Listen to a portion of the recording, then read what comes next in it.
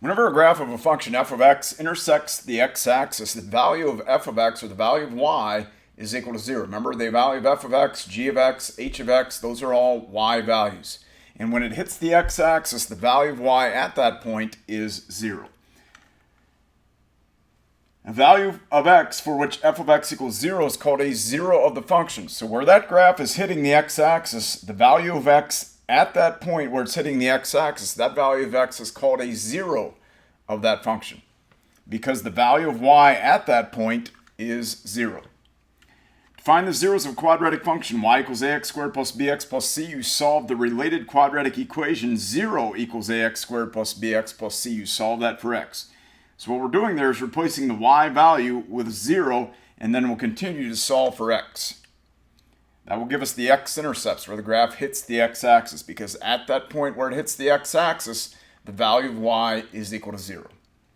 You can solve some quadratic equations in standard form by factoring the quadratic expression and using the zero product property. So what the zero product property is just basically common sense. When you have two or more things multiplied together equaling 0, then either one of those things, any of those things, could be equal to 0, and that's just common sense.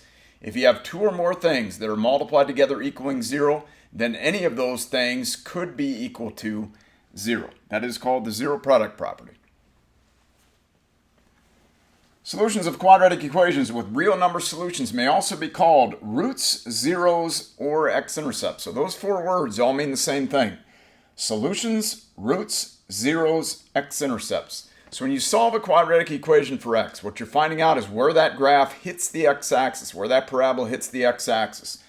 So that could be referred to as an x-intercept, a zero of that quadratic equation or that quadratic function, a root, or a solution. Because you are solving for x, you're finding out where the graph hits the x-axis. That's where y is equal to 0. We're going to solve this quadratic equation by graphing. So we're going to graph this quadratic equation, x squared minus 11x plus 24 equals 0.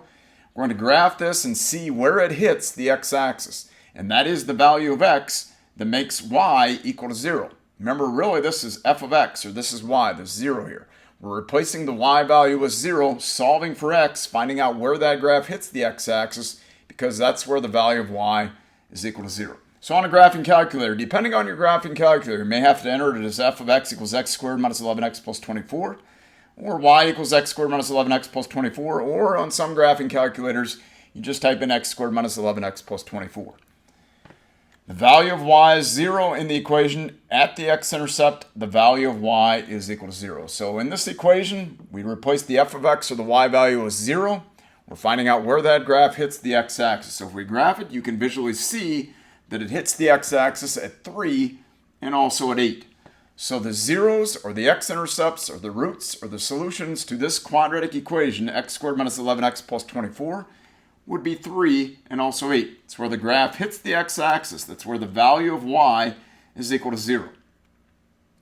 So x equals 3, or x could equal 8. That would make a true statement. If you put 3 back in for x, it'd make a true statement. Both sides would be equal to 0. Or if you put 8 back in for x, both sides would equal 0 there as well. So when you graph a quadratic equation and visually look to see where it hits the x-axis, what you're really doing is you're solving that quadratic equation for x. You're finding the value of x, 3 and 8 in this situation, that makes the value of y equal to 0. We're going to solve this quadratic equation by graphing 2x squared minus x equals 2. The first thing you need to do is get this in standard form. So you need to get everything to one side equal to 0. So you need to move that 2 to the other side by subtracting 2 from each side. So if we do that, we now have 2x squared minus x minus 2 is equal to 0.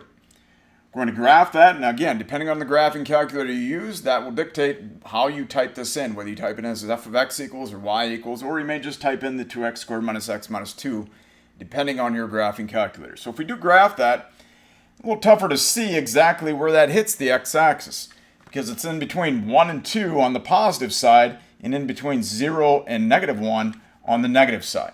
So on every graphing calculator, there's some sort of a trace function or zoom feature that allows you to zoom in and see exactly where that's hitting the x-axis. And on this particular one, it's hitting the x-axis at approximately negative 0.78 and also 1.28. So those are the x-intercepts. Those are the value of x that if you put those back in, now those are approximated, so it might be off a little bit, but if you put those back in, both sides will be very closely equal to 0.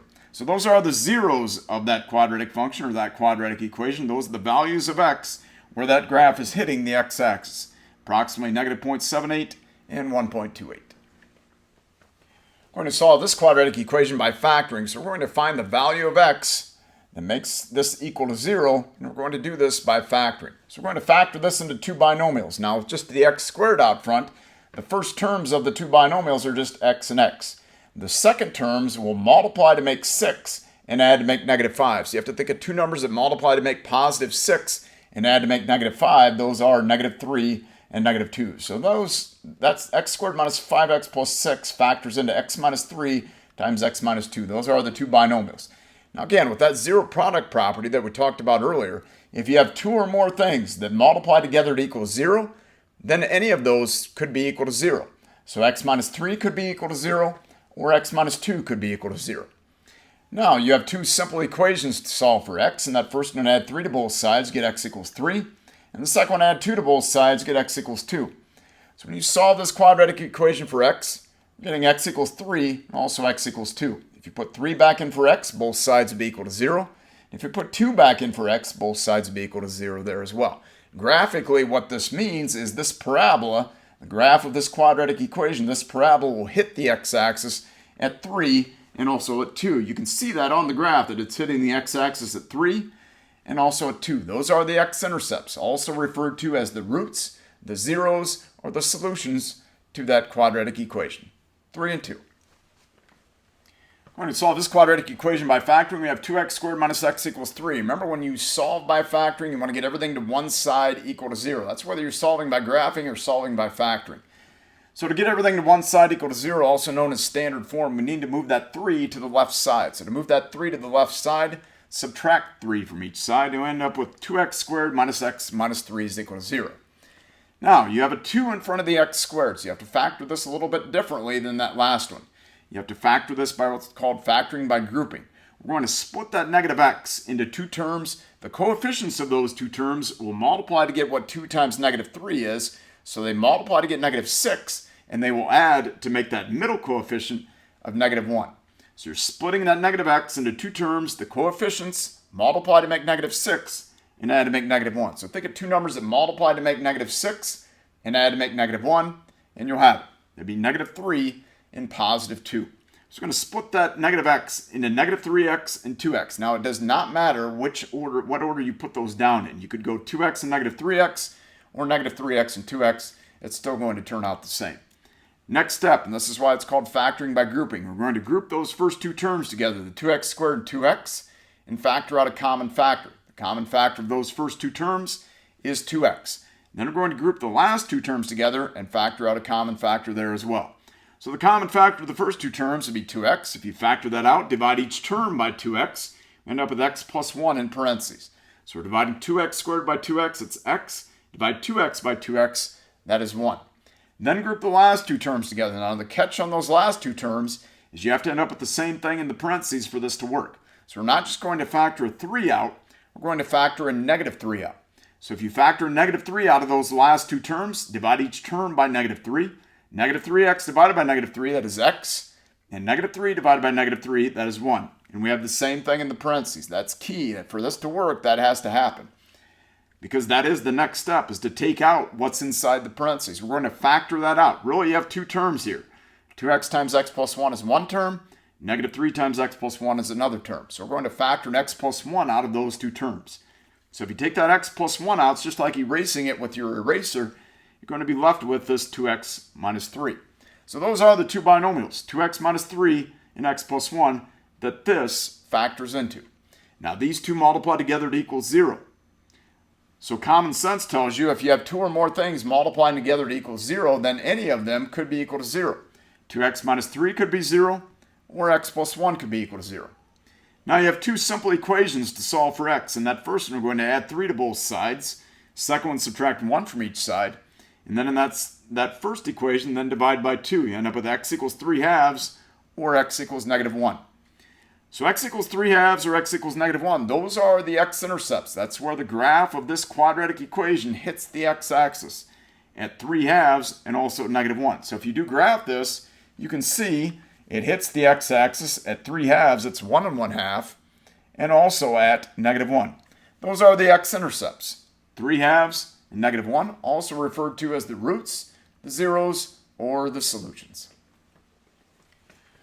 We're going to find the zeros of this quadratic equation by factoring. In other words, we're going to solve this for x. Now notice the coefficient of x squared is something other than 1. You have a 3 in front of the x squared. Also notice the 16x and 12 are on the right-hand side. So we need to get everything to one side equal to 0, and then also we're going to factor by grouping because you have a 3 in front of the x squared. Now, it's always a good habit to keep your x squared positive for factoring reasons. So we're going to move that 16x and that 12 to the other side by subtracting 16x and subtracting 12. There, your x squared is positive.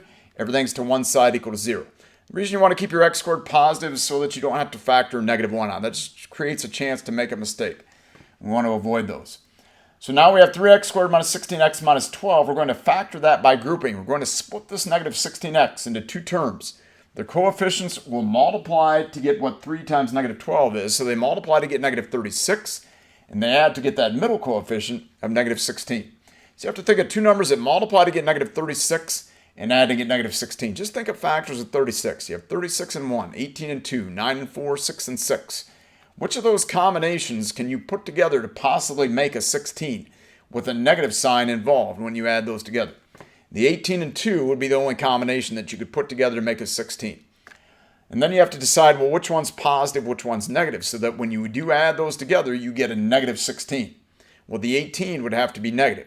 It'd have to be -18x and 2x in order to make -16x when you add those together. So we're going to split that -16x into -18x and 2x. Again, you can write those down in any order. You could go 2x and -18x if you prefer. And now, this is why it's called factoring by grouping. We're going to group those first two terms together and factor out a common factor. The common factor of those first two terms would be 3x. So if you divide each of those first two terms by 3x, you get x minus 6 left in parentheses. Then group the last two terms together, the 2x and -12, factor out a common factor there, but you have to get the same thing in the parentheses. So we're going to factor 2 out, divide each term by 2. Again, we do end up with x minus 6 in parentheses. And that's important. You have to get that same thing in the parentheses in order to continue, because that is the next step, is to factor out what's inside the parentheses. It's going to take that x minus 6 out. If you take that out, you're left with 3x plus 2. So those are the two binomials that factors into. 3x plus 2 times x minus 6. Now those two are multiplied together equaling 0. That means either one of those could be equal to 0. So 3x plus 2 could be equal to 0, or x minus 6 could be equal to 0. And there you have two simple equations to solve for x. And that first one, subtract 2 and divide by 3. And the second one there, just add 6. So we end up with x equals -2/3 or x equals 6.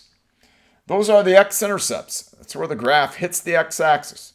So you have a graph of a quadratic equation, which is going to be a parabola. It's going to hit the x-axis at -2/3 and also 6. Now also notice when we have this in standard form, the x squared is positive. That means this parabola, this U-shaped graph, will open upwards. And also notice the constant term, the y-intercept, is -12. So when we graph this, you can see all those things are true. The x-intercepts, where it hits the x-axis, where the value of y is equal to 0, that's where it's hitting the x-axis at -2/3 and also 6. So we're a little zoomed out here, but you can see it's hitting the x-axis at -2/3 and also at +6, because that's where the value of y is equal to 0. Remember, originally this is f of x equals that, or y equals that. And when y is equal to 0, that's where it's hitting the x-axis. So the x-intercepts, the roots, the solutions, also known as the zeros, those are x equals -2/3 and x equals 6. Also, we talked about the y-intercept. It's -12. That's where the value of x is equal to 0. You can see it's hitting the y-axis at -12. So if you would go back and you put zeros in for the x's and put this back as y, or f of x, you're going to have y equals -12. So where it's hitting the y-axis, because at that place where it's hitting the y-axis, x is 0. Also, the parabola opens upward because the coefficient of x squared is positive. So all those things you can see from the graph. It opens upward because the coefficient of x squared is positive. The y-intercept is -12. That's the constant term when it's in standard form. And when you do solve that quadratic equation for x, you're finding the x-intercepts at -2/3 and +6. We're going to find the solutions of this quadratic equation by factoring. X squared minus 4x is equal to 0. First thing you want to notice is there is a common factor to those two terms, x squared and negative 4x. The common factor is x. So we're going to factor that out. Divide each term by x. X squared divided by x, that is x. And negative 4x divided by x, that is negative 4. So now you have these two things, x and x minus 4. Those are multiplied together equaling 0. That means any of those could be equal to 0. So x could be 0, or x minus 4 could be equal to 0. Well, the first equation, that's already solved for x. The second equation, just add 4 to both sides. You get x equals 0 or x equals 4. Those are the x-intercepts, the roots, the zeros, the solutions to this quadratic equation. It's where the graph hits the x-axis. Now, where does it hit the y-axis? What's the y-intercept? Remember, the y-intercept is the constant term when it's in standard form. Well, this is in standard form up here. There is no constant term showing. If there is no constant term showing, the constant term is 0. So it's going to hit the y-axis at 0. It's going to hit the x-axis at 0 and 4. And also, since the x squared is positive, this parabola will open upwards. You can see all those things on the graph. The parabola opens upwards. It hits the y-axis at 0 because that's the constant term. When it's in standard form, it's hitting the y-axis at 0. And also it's hitting the x-axis at 0 and 4. Because where it hits the x-axis, the value of y is equal to 0. Those values for x, 0 and 4, if you put those back in, they're going to make the y value, which is showing up there as 0, the y value, or f of x, it's going to make that equal to 0. So the x-intercepts are 0 and 4, the y-intercept is 0, and the parabola opens upwards. All those things you can see by solving and by looking at the graph. We're going to solve this quadratic equation by factoring. X squared minus 10x plus 25 is equal to 0. There's a couple ways you can think about this with the factoring. If you know your perfect square trinomial forms, this is in the form of a squared minus 2ab plus b squared.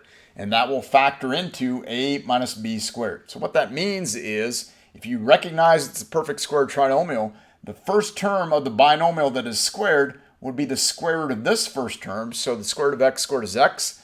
And the second term of this binomial would be the square root of this last term. Square root of 25 is 5. And since it's in the form of a squared minus 2ab plus b squared, it's going to be x minus 5 squared. Or if you just factor it the old way, that's fine. Think, what are the first terms of the two binomials? It's going to be x, and the second terms will multiply to make 25 and add to make negative 10.